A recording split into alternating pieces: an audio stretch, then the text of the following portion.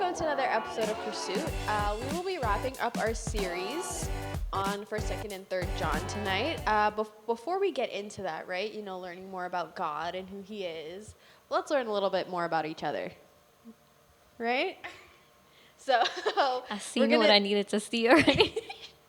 So this quiz is titled, This Pizza Personality Quiz Will Reveal Exactly What Type You Are.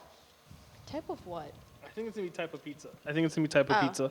Interesting. Okay. Try to talk into my straw. All right, first question. What is your zodiac sign? Starting off strong for the church. I've been told Libra. I'm a Capricorn. People like to categorize me, and I don't think generalizations really work. All right. Pisces. Everyone? All right, would you rather be rich, help at a homeless shelter, adopt a dog, or adopt a child? Now. If I'm rich, I can then in turn also adopt a child and a dog and work at a homeless shelter. Good thinking. Be rich. I'm going to pick that. I'm going to pick that one. I'm pretty sure would you rather means you either be rich or... Yeah, but once do I am this. rich, who's to say what I can do? Exactly. Are you I limiting feel like me? that's how the question Let's works. not think too much into the question. Honestly. Okay. Greedy people. I don't put limits on myself. I'm sorry, what right? did you And neither pick? should you. Help at a homeless shelter. Yeah, but did you pick it because you made such a scene about what we picked? Or No, because I that's- would help at a homeless shelter. You're in a haunted house. You see a dark, smiling figure. What do? I hide behind Chrissy because that's what I did the last time we were in a haunted house. That's actually really true. I'm going to scream, yell, and faint. I just added the faint part. Scream and yell, stay calm, attack them, or run away. I would try to stay calm, but it's kind of like the calm where it's like, and then you're just walking really slow so it doesn't see you. But I feel like if you cause too much attention, they'll just want to follow you more. Yeah. So I'm gonna Wait, say stay is this calm. like a fake haunted house or you're like in like a real like a haunted? real- Because that changes it. Ah, If it's a fake thing, let's go with I'm fake. gonna stay calm and just laugh. My answer does not change in any of those scenarios. All right, lastly, pick a calming picture. The mountain. What is she? Glazing a cake, a mountain, a bouquet, and then coffee. Literally, not even a cup of coffee. Just a sign that says coffee in the dark. That's for me. I'm going to go maybe the mountains, I guess. Yeah. I'm going to go cake. The cake? Ah, that's a good choice. I got the mountain. What's sucker? What'd you get? You got. I got pepperoni. You can eat that now. No, I don't. No, you don't. No, you don't. I was trying to remember. Is it turkey pepperoni? Because then I'm down. So what's your description? You're spicy, but also kind of nice at the same time. You're modern and love to stand out. You also don't care about what other people think about you. Facts. Before we continue, As someone I just that has want to say experienced- that you are on camera, Amy, and it just caught that yawn perfectly. It wasn't a yawn. I was Oh. appalled. Oh, okay. Because I was about to say, like, what is going on? I am, Appalled at what I am part? appalled at my Your- result. Ah, what is Mine it? says mushroom. You're not too popular, but everyone loves you. You are confident and brave and always take risks. Is it true? Oh, sorry. Oh, really? I'm allergic to I would like to know what our zodiac sign had to do with that at all. I feel like they just based the whole thing on the zodiac sign, and the other questions were just for fun. You're definitely But yeah, but we both got what? Cheese? Cheese, yep. You're plain, but stand out at times. You love being a risk taker, and you're very quiet and smart. That's so true. That's cap. You guys are not quiet at all. So, and if you watch this podcast, you know. I know this. Can we read your description again one more time? And I agree to all those things, but Yeah, let's be that's real. why I need you let's to read be it real. again. Let's be read real. it again. As someone that has experienced your overthinking, Listen, I can guarantee that at least one of those statements is not true in yours. It's got very awkward. For me. Spicy. It's very awkward. Where'd you get from? Forest cheese. Chrissy, what are you? pepperoni. I was wondering if at least one other with person the would get it. chicken strips. Oh yeah. I don't even eat pepperoni. That's gross. You're spicy, but also like Asha. Yeah. Seems right. Don't make that face, Kevin. Thank I you. already did.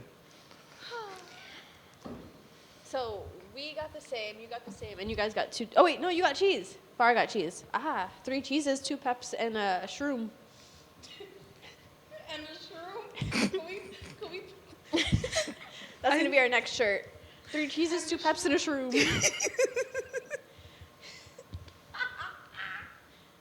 3, 2, 1. You know? All right. What are we talking about today? So, anyways, we're gonna wrap this up we're in 3rd John now. So we're basically gonna be going over like what we've learned in the past, 1st John, 2nd John. In this session, we'll be looking at the church family as a whole. We'll be looking at 2 different people, 2 different perspectives of the way people live within the church. But going into the first question, I'm just going to jump right into it. What opportunities have you or do you have to care for God's people at church, in your family, neighbors? I'm sorry, could you repeat it? Sorry. What opportunities have you or do you have to care for God's people at church or in your family, neighbors, whatever? The people in your lives. Well, I think on like a bigger scheme, like our church does have a lot of like community outreach, like events and stuff like that are open to volunteer and to, impact those around you. But we also, on a smaller scale, you can kind of make the choice to look for those opportunities around you, right? It doesn't have to be an event. It doesn't have to be something brand, but like little things. So to impact those around me. So like when I was at Five Below, right? Mm-hmm. I was going to check out, and they have a bunch of things as you approach the checkout line, and one of those things was a gummy Lunchable set, right? I feel like that very much did impact a lot of our lives. And It would have been great to try it. And then Farah got a gummy bacon set, as you would have seen in the last episode, and Chrissy in one of the December episodes with the hot dogs. A lot of these experiences have impacted those around us. Yes, I did correct from sausages to hot dogs because they were branded as Oscar Mayer hot dogs. Kevin, I'm Yes. just going to ignore that. Yes. I just zone it out from now on. So in the She quiz, really is pepperoni pizza. I am what I am. Turkey pepperoni. You're not what you Let's eat. be real. Listen. So so in the quiz, you talked about you would help out homeless people. Why do Yes. you feel interested or led to do that? Why would you not feel led let's- to help people? I mean, no.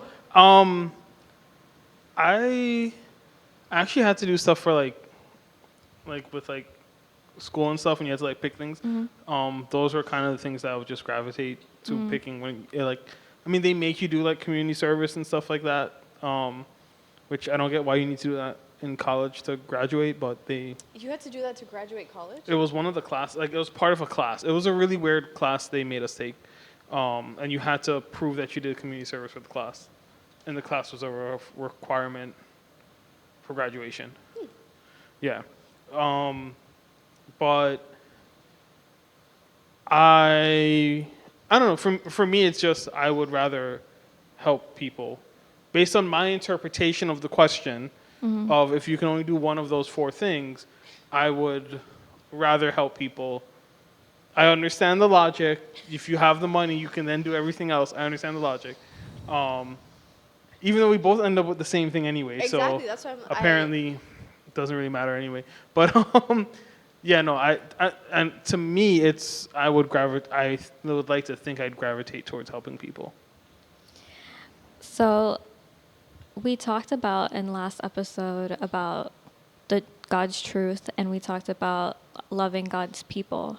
And I think that that's cool that both of you guys like. I think the one of the reasons that it's also important for you to, and you feel like called to like help other people or like be kind to other people is because you are living in the truth. You do experience God's love, and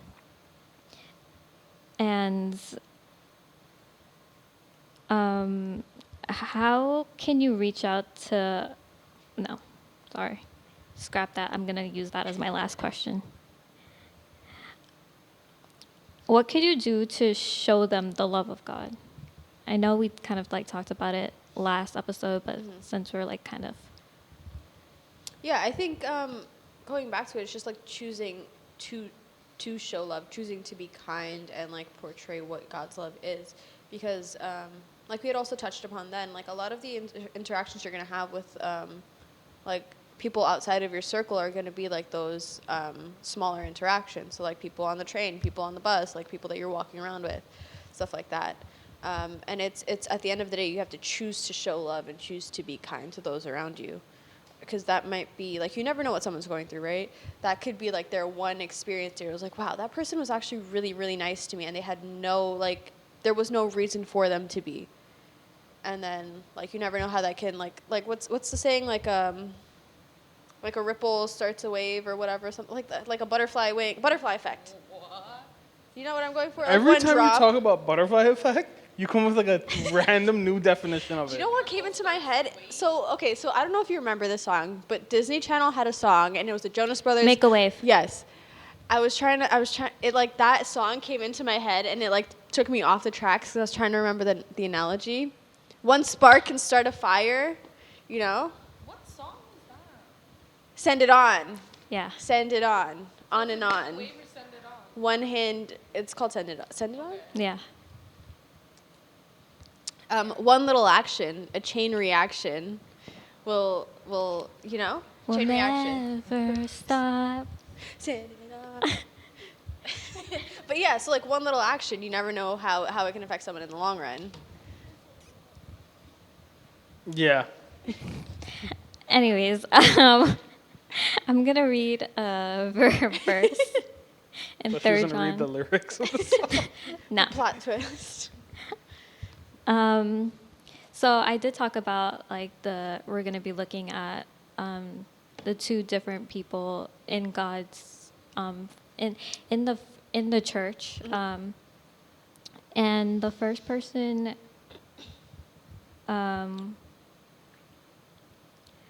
It's Gaius. I hope that I'm like pronouncing that correctly. Am I Gaius? Gaius. That sounds right. Yeah. Okay. So basically, like he was living in God's truth. He was kind to like to traveling teachers, and like he was basically doing what God commanded of him, like to love.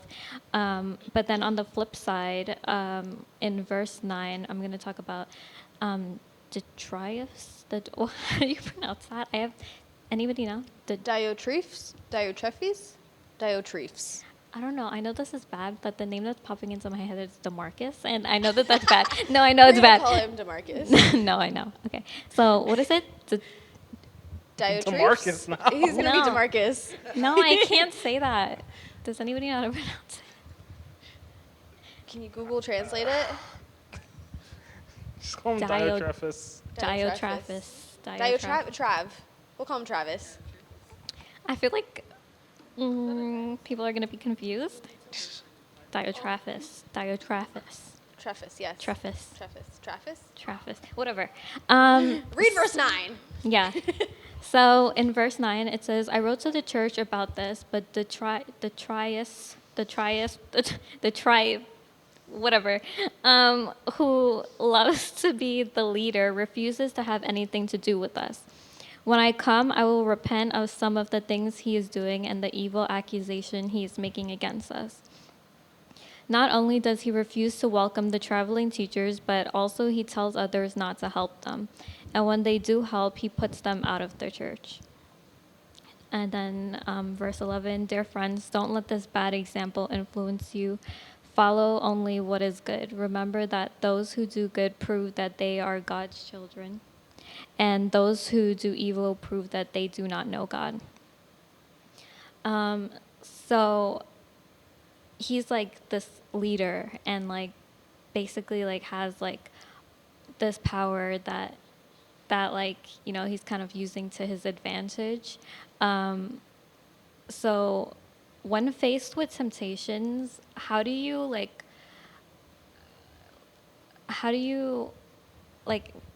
with power, how do you what's the word? How do you Describe it. No.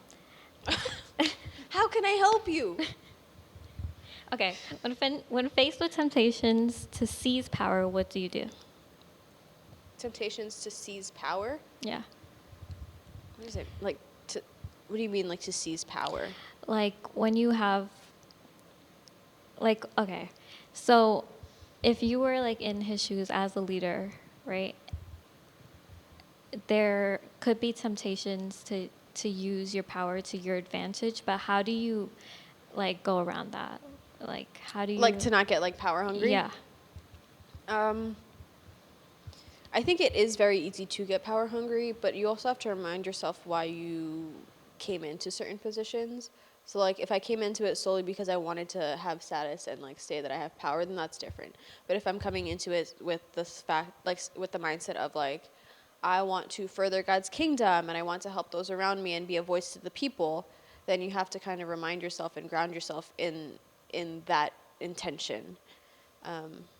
But it's also like it's easy to let the power get to your head, and that's where a lot of people tend to fall.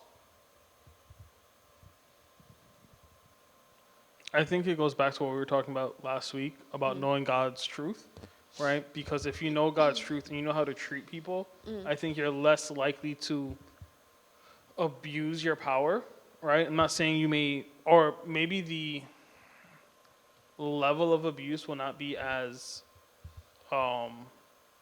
great as what, you know, we sometimes see in the world today, because you're going to be concerned with how you treat people if you're basing how you treat people on God's truth. So I think it's easier to avoid that temptation as compared to someone who, I mean, even John kind of says it in the last verse here, I think verse 11, those who do evil prove they do not know God, right? If you know God and you know his truth and you're looking to live a life that's pleasing to him and honoring him, I think you're less likely to abuse power. I think one step further, it's not just knowing his truth, but living in it. Mm-hmm. Yeah. Yeah. How do you respond when faced with inconveniences in the church? Like, what about people who inevitably make demands on their own time? Can we restate the question? People that make demands on their own time? Yeah, like if they're too busy to do something or like. Then don't do it. But I wouldn't go into something, like if you know you're actively too busy to do certain things, I wouldn't put myself in a position where I need to constantly stay that, right? If I'm going to put my time and effort into joining a project, I'm going to make sure that I have the means to do so wholeheartedly. But I don't think that you should be joining things just to say that I have my hand in all of these different pots. And I can't do this one because I'm doing this one right now. Right? I don't think that's what it means when you are like doing things for the kingdom. Like you should be doing it wholeheartedly, not just to say like, oh, I'm so busy because I'm doing all of these things. Does that make? Yeah, I feel like to add on, I like how we saw the other perspective of Detrius or whatever his name is. Trav. Let's call him Trav. But I think it goes to show like that even though you can have like power in the church or like you could be of a certain like position doesn't mean that it can't, just as easy as you got it, it can be taken away from you.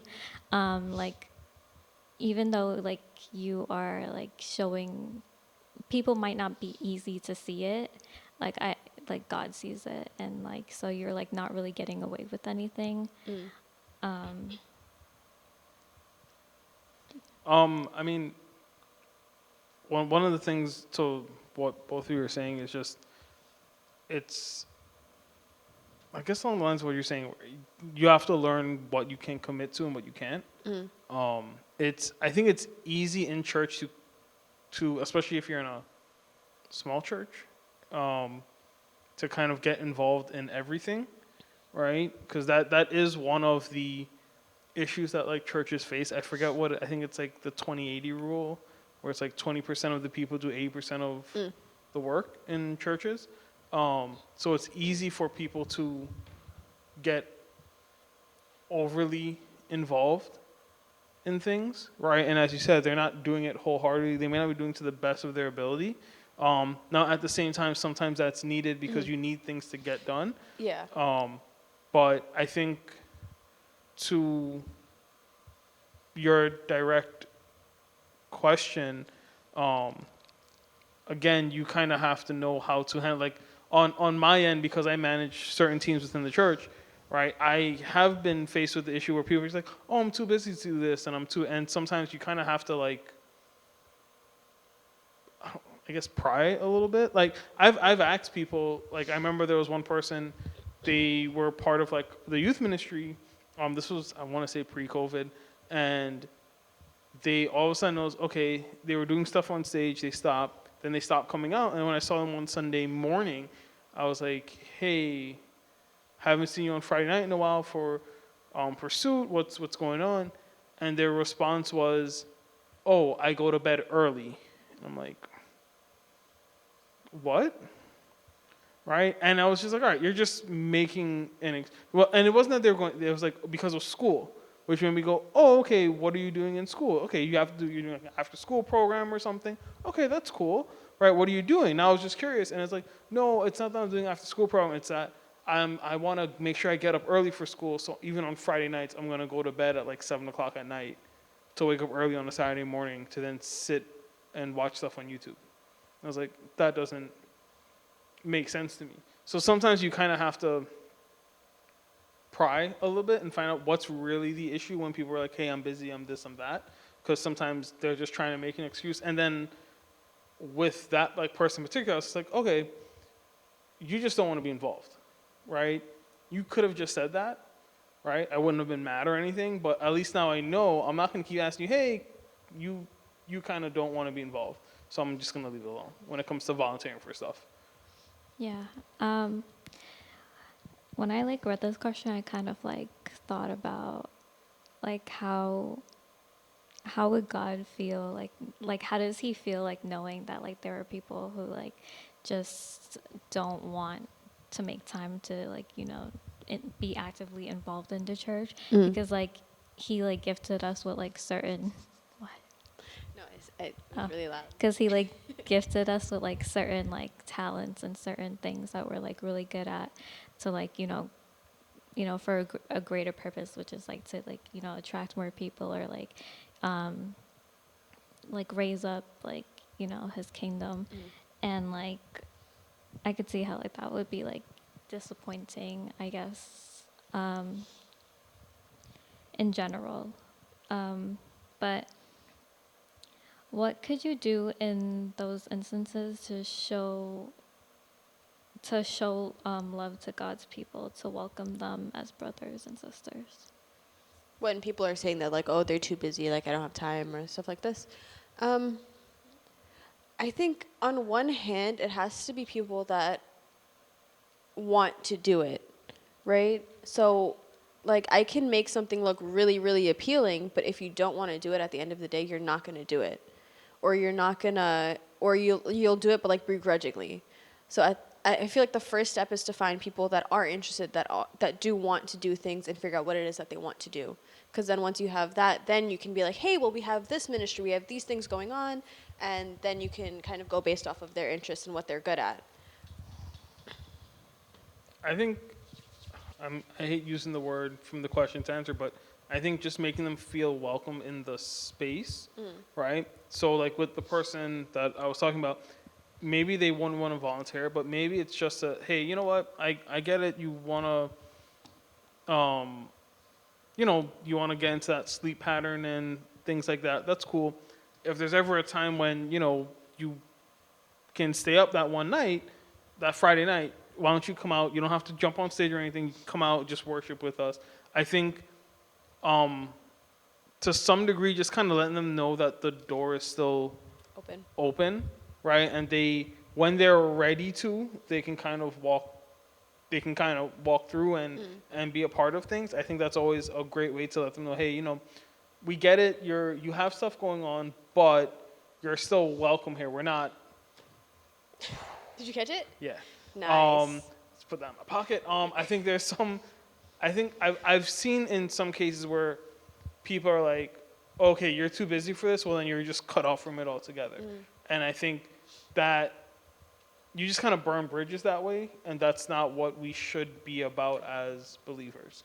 Yeah, I think take our advice and just put it in the opposite order. So let them know that the door is still open, and then you can find out like what it is that they're interested in, and then go from there.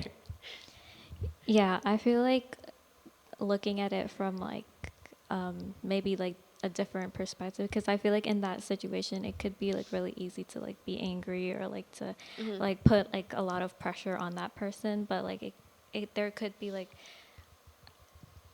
going through something in their life, and we've talked about this,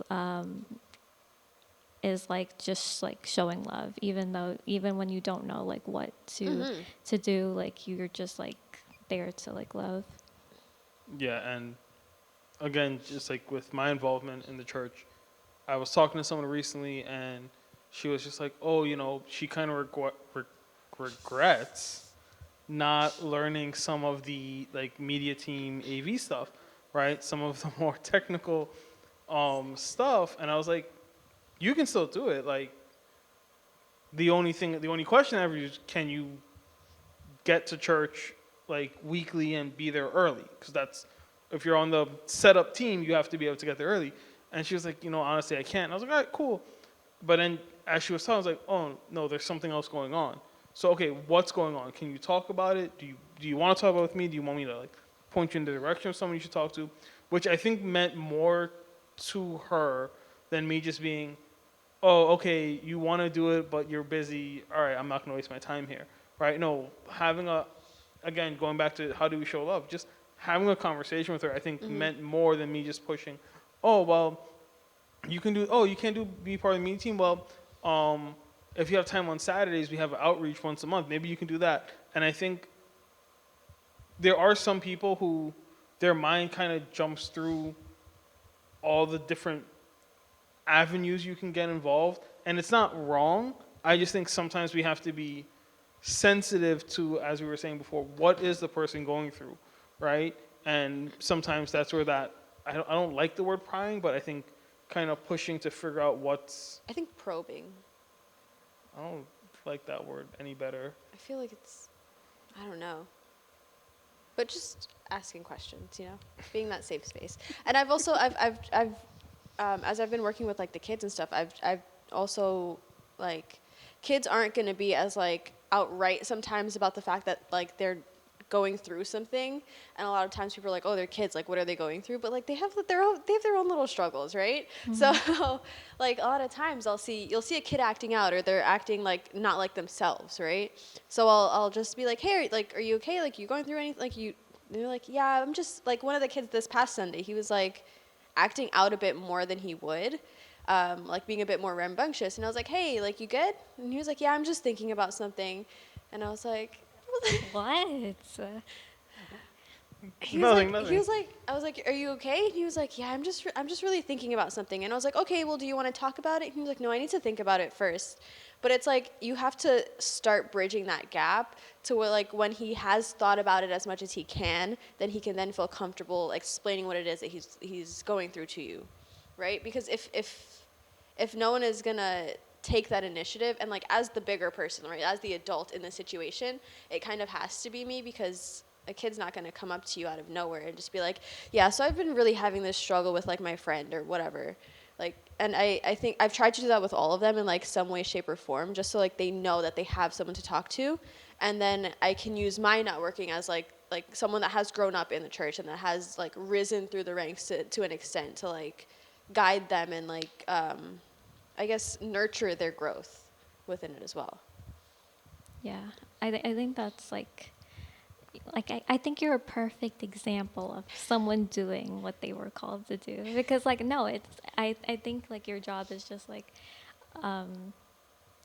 it's very like powerful, I guess, because like she's like setting the standard for these little kids as they grow up and like go into like, different things in the church, like, and I think that if she handled that differently, like they would have like probably been scared to do certain things. Yeah, like not to knock like the people that like taught us growing up, but like you know how like the older like the West Indian like mentality is like, oh, you're just gonna get over it. Like you're just gonna you're gonna figure it out. You're being really bad right now, and I need you to not, but like figure it out.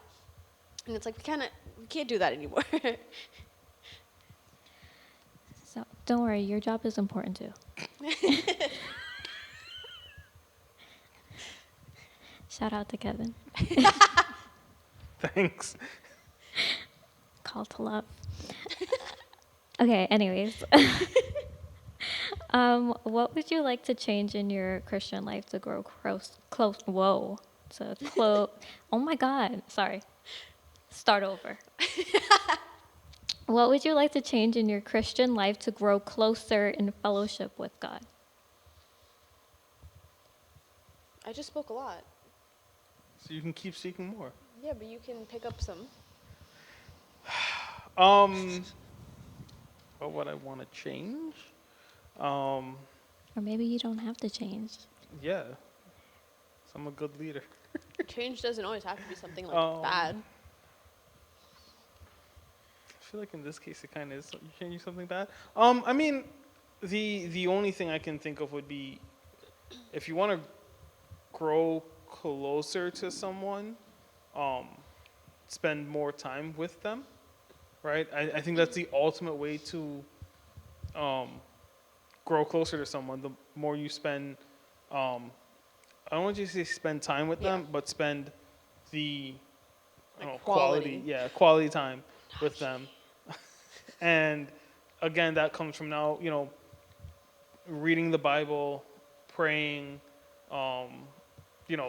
actively being involved in church and the right things, and kind of just not going through motions, which I think sometimes we can find ourselves in. So, yeah, I think I'm sure there's always more. What was that? Okay. Yeah. There's probably always more space. I'm Room like to so grow. confused. Yeah, room to grow. Yeah. Yeah, I do agree with if there's anything that I would want to change, it would be like just kind of reminding yourself to choose to like we said in the last episode to move past that like stage of infatuation. Like don't let that be the basis of how you like grow your relationship with God. Like you should be choosing to spend time with him, like quality time with him, and like reading his word and seeking him out. And I think that is kind of how you kind of, as a result of that, you end up living in his truth and in his love, like without even having to think about it a lot of times. Yeah. Yeah. So, Keep living in the truth. and choosing his love.